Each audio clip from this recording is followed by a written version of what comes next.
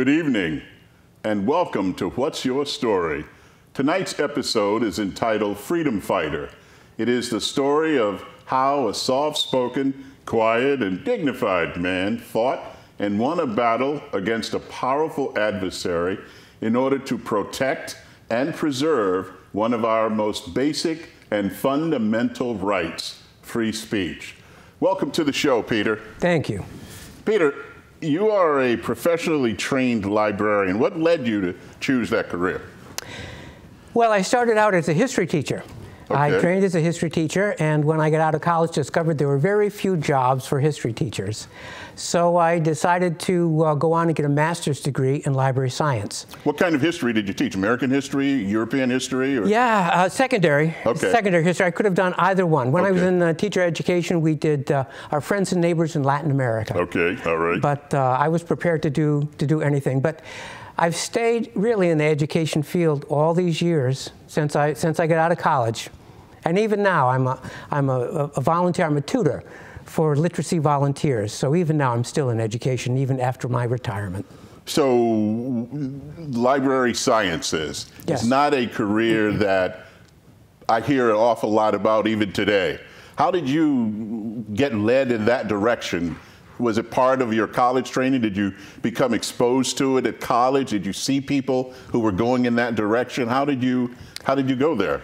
Well, you know, when you study history, you do a lot of research in libraries. Absolutely, you do, yes. And I got to appreciate it and enjoy it. Okay. And afterwards, when I was done with college, I said, wouldn't this be great to pass this on to show people how to do research, how to find out what they want to find out. Okay, all right. And that's so what I've done. how it got going. Absolutely, yes. Would you please explain your connection to the Plainville Public Library? My favorite library in the world. I was the library director there for 35 years, a long time. 35 years. Yeah, I retired 2 years ago. Yeah, a long time. We built the new library and saw so many changes in the profession. Now, in 35 years, when you started, 35 years ago, where was the library in Plainville? Is it at its present site? Yes. Yes, it's always been there. We did not own the part that's adjacent to us. You know where the new wing of the library is? I do. We did not own that. When I was there, we built that. We acquired that property and built the extension. What did you have a board of directors? How did you raise funds for it? How did you? Well, a number of ways. Yes. The basic deal was that the board of directors of the library had to find funding for the furnishings. Yes. And the town would provide the funding, the greater funding for the actual building, which they did by bond issue, which of course had to be voted on. But we did many fundraisers, many organizations in town did many different fundraisers for us. We raised more than $200,000 privately that way by the different groups in town. For example, the Women's Club of Plainville made a game. It was called the Game of Plainville. It was like a Monopoly game. Okay. And they sold it, and they gave us all the profits. All right. So many groups and organizations did that for us. Now, I've been to the library, and there are like bricks on the wall, or is it a quilt with people's names on it who contributed? That's exactly right. Yeah, downstairs there is a wall, and that was another fundraiser that the Friends of the Library did. You could put your name and have it put on one of those nice ceramic tiles, and the tile wall shows the history of Plainville, starting from the colonial days and going all the way up to present. There are different tiles that illustrate different notable features of Plainville, and then you could put your name on one if you wanted to, sponsor part of the wall. You know, Peter, the First Amendment to the U.S. Constitution guarantees Americans freedom of speech. Yeah. Would you please explain exactly what that means to you and why? Well, obviously that's very important as a librarian. I mean, our right to speak, of course, is not unlimited. You can't, not absolute. You can't go into a crowded theater and say, fire, fire. Right. But you are supposed to be able to say whatever you want as far as your political opinions go. And as part of that, part of your right to speak, you also have a right to receive information. And that's where libraries come in. You should be able to go to a library and receive information about any topic you wish. No matter how controversial, you should be able to go and find it. You should be able to do so in privacy, and then make up your own mind about the controversial issues of our day. And we take that responsibility, the public library's responsibility to democracy, we take that very, very seriously.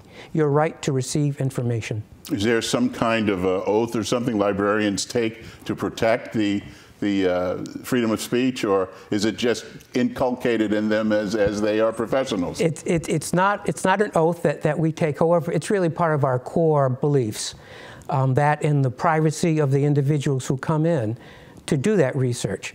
We feel that if they are researching something, if we were to look over their shoulder, it's like we're spying in the voting booth. We are exposing what they are researching to other people. So it's one of our core beliefs that whatever goes on in the library, whatever you're researching, is a private matter. Well, being a history person yourself, you know that when dictators take over, one of the first things they do is eliminate control or the press, yes, or try to construct what people see, what they read, what they hear. You also are very much aware of the fact that they burn books and get rid of what they consider subversive material to make a person or a group of people think a specific way. When you got involved with the FBI and directives guiding you as to how you should conduct yourself as a librarian, insofar as it came to what people had a right to see or not see, could you please take your time and tell our viewing audience about that? Because I don't think the viewing audience really understands how critically important what happened is and why we're doing this show. So please, talk to us about that, if you will, Peter. I'd love to. It was in 2005. Yes. And in that year, I was the vice president of a nonprofit corporation called Library Connection. And what Library Connection was a nonprofit corporation formed by the 28 libraries in Greater Hartford. And we formed this corporation to run the computer system. Instead of each of the 28 libraries running their own computer system, we bought one big one, and we put it in Windsor, Connecticut. And because we pooled our resources, we had enough to hire a computer professional to run it for us. Okay. So all of us shared it back then. And in 2005, I was the vice president of Library Incorporated, this Library Connection Incorporated, and that was the nonprofit that we created to receive this. Okay. About, I'd say, 4 weeks after my election as vice president, I got a very frantic phone call from George Christian. Now, he is the computer professional who actually runs the computer. Okay. He said, Peter, the FBI has just been here to the headquarters in Windsor, and they've served something on me. They've given me a national security letter.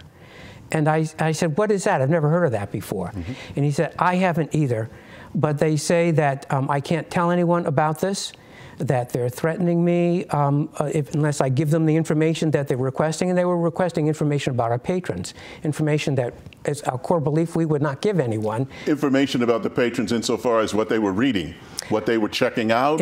In this particular case, what they were interested in was who had been using a particular computer at a particular time. Okay, all right, I got you. Doing research on the computer. Okay. Now, if you have a search warrant, we are willing to comply with that. And a search warrant tells us that this is a legitimate investigation, a legitimate criminal investigation. An independent third party, a judge, has said, yes, you can give them this information. This is a legitimate one. Yes. But we never give out the information short of that. And I said to George, did they have a search warrant? And he says, no, they had this thing called national security letter. And I said, well, we need to figure this out because we need to have a response for them. So we had our very first ever, the very next day, emergency secret meeting of the board of directors, or the executive committee anyway, of Library Connection with our attorney. And what we discovered was that a national security letter had come in with the Patriot Act, that there was such things before the Patriot Act, and they had been aimed at spies working in the United States. And they gave broad, sweeping, unheard of powers to the FBI to investigate people they thought were foreign agents. But of course, it could never be used against American citizens because we had constitutional rights. Well, what the Patriot Act did was it made one change in that, and it said from now on in, you can use this against anyone, not just people you consider are foreign spies, anyone. Foreign and domestic. And then it became open season on the American public.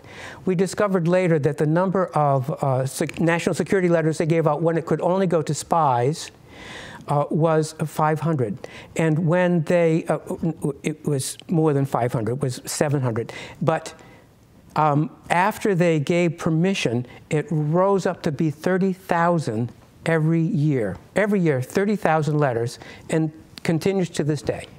And so we said, well, how come we haven't heard of this? Well, our attorney told us in short order. He said, you are all under gag order. You cannot tell anyone that you have received this letter. If you do, they could charge you with obstruction of justice. You're looking at a prison term of 5 years. I caution you, you really have to be quiet about this. You can't take any notes. And we looked at each other, the librarians did, and we said, well, we can't comply with this request. This is giving out information about our patrons. They don't have a search warrant. This stands in the face of all of our core beliefs. We said, we're not going to do it. And I remember our attorney turned kind of pale at that. And she says, well, she says, if that's the way you feel, she says, I cannot represent you. But I will find someone who can, and that's how we fell into the good hands of the American Civil Liberties Union. ACLU, yes.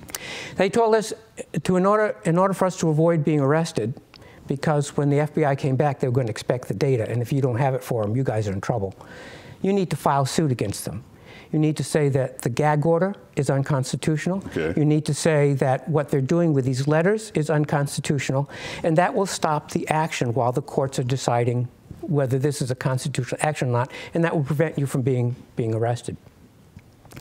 So that's exactly what we did. We filed suit with the ACLU on our behalf. They took the case.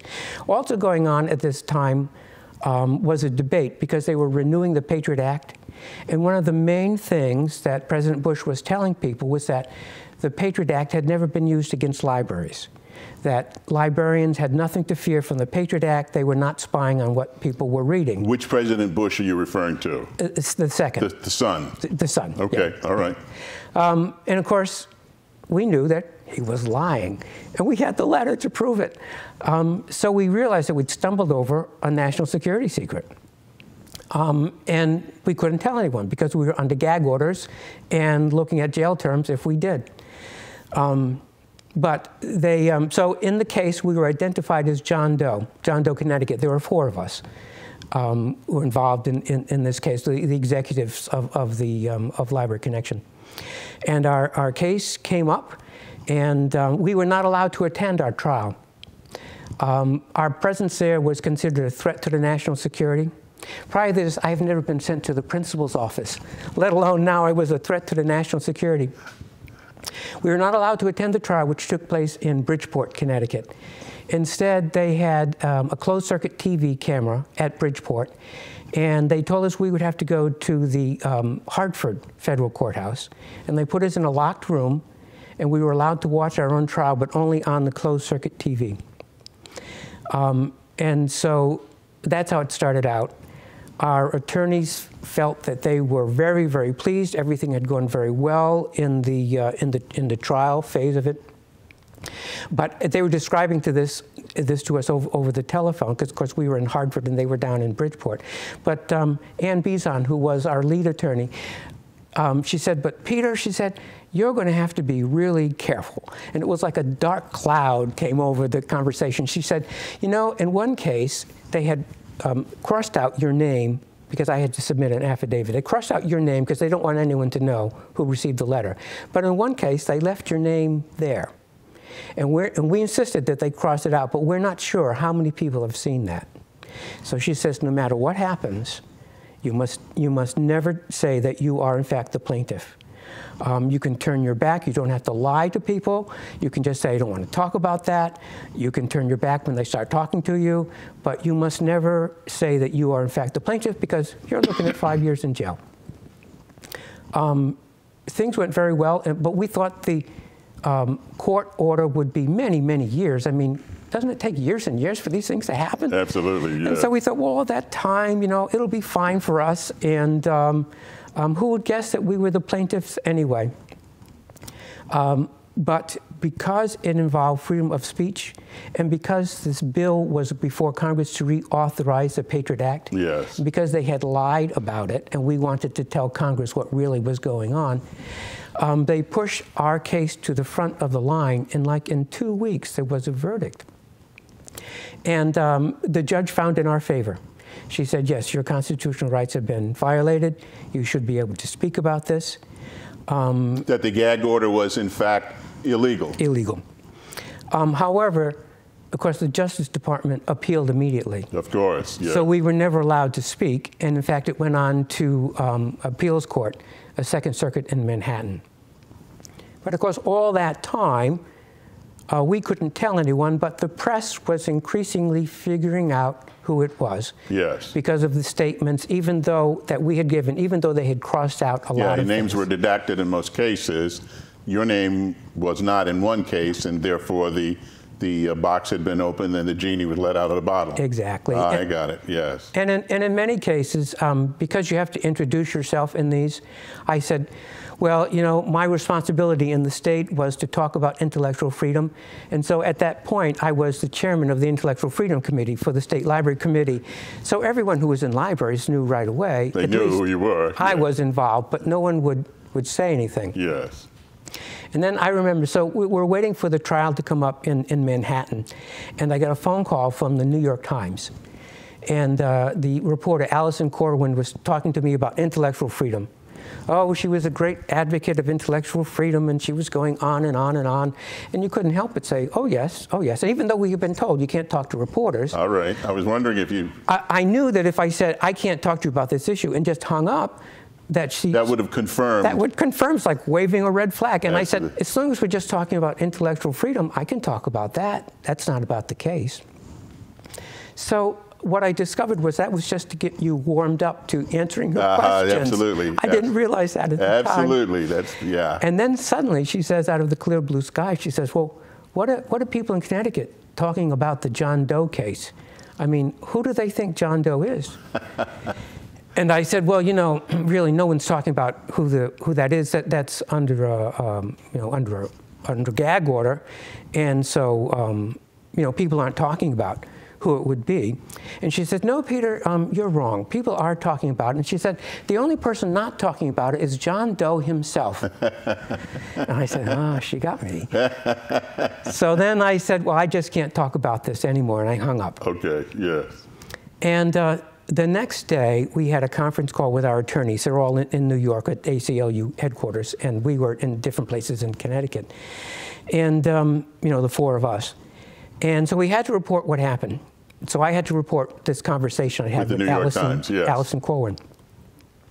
And then I said it. There was like a silence at their end, the lawyer's end in New York. And Ann Beeson, who was the lead attorney, she says, well, now, Peter, the lawyers have to talk about this. You know, we're going to talk about this, and we're going to call everyone right back, but we need to talk ourselves, just the lawyers. So sure enough, they called us back in about a half an hour. And Ann says to me, because we're all on the phone on this conference call, and she says, well, Peter, she says, you have to understand now that your situation is a little bit different. If the story in tomorrow's New York Times mentions you as John Doe, the feds, the FBI is going to think that you've been talking. They're going to get we realize that you didn't, but they're going to think you did. Yes. And so, and you have to understand also that our specialty at law is the First Amendment. And so, Peter, we don't want you to worry, but we've decided to hire a team of criminal defense attorneys here in New York for you. And we think it'd be better if you left your house right now. Because if tomorrow's story says that you are, in fact, John Doe, you're going to be receiving more phone calls at your house. So we want you to get out right now. And so my wife is Becky. So I said to Becky, I said, gee, you know, you don't want to involve your loved ones in this. Because if they knew about it, they too would be subject to the gag order. Absolutely, and the prosecutions thereof. it's hard to hide things like this from your wife. I would imagine so, yes. You can't go to New York City. You can't just get up in the morning and say, oh, honey, I'm going to New York City, and don't ask me why. We would have our meetings with the attorneys in New York City. But we would never discuss it. So I said, Becky, I said, I think we should start we were going away for the weekend anyway. I think we should start our weekend early. She thought I was being spontaneous. She loved it, and off we went. We have a family house on a lake in Rhode Island. So that's what we did. Please, Peter, give our audience a sense of the emotional stress that episode took on you. Well, you can just imagine what that's like to have this open secret. You can only discuss it with the 4 other people, no one else, and you'll be in serious trouble if you discuss it with your family. One time my son got a phone call when I was away. Yep. And it was from Associated Press, and they said, oh, I want to talk to your father, you know, and of course I wasn't there, I was away. So when I drove back, I was just on an errand to buy something. When I drove back up to the house, Sam, my son, came out of the house, and he was a college student at the time. He looked very worried. You know your own kids when something's wrong. Oh, yes. He said, Dad, while you were away, somebody called you on the phone. And it was the Associated Press, and they said that something about the FBI was investigating you. And he said, what do you mean, Dad? What are they talking about? And of course, you don't want to tell him anything. So all you can say is, well, Sam, I'm involved in a case. I can't discuss it with you, and it'd be better if you didn't tell anyone, about this. And then I remember worrying up at night. Oh, yes. What does my own son think I have done? Why on earth would the FBI be investigating me? Is he thinking the worst about me? It was terrible. Things like that, were going on. And even though you're under a gag order that a lot of people know it's you, people would call me, other librarians. They'd call me, they'd say, Peter, we're so happy that you're holding up. But they wouldn't say holding up against what. To make a long story short, it looked like we were going to win in an appeals court, too. We were allowed to go attend our case.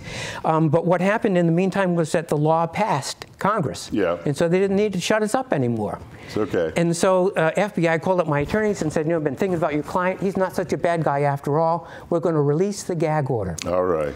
And so that's why I can talk about it today. Of the more than 200,000 or 300,000 national security letters, there's only 6 or 7 people that can talk about them. Wow. And I'm one of them. All right. And so whenever I get the chance, I talk about it. Wow. That was a fascinating story. That's all the time we have for tonight's show. My thanks to my guest, Peter Chase, for sharing his story. Thank you for tuning in. Our stories are as different as each snowflake and are as beautiful and numerous as the stars. Everybody has a story. What's yours? Until next time, good night.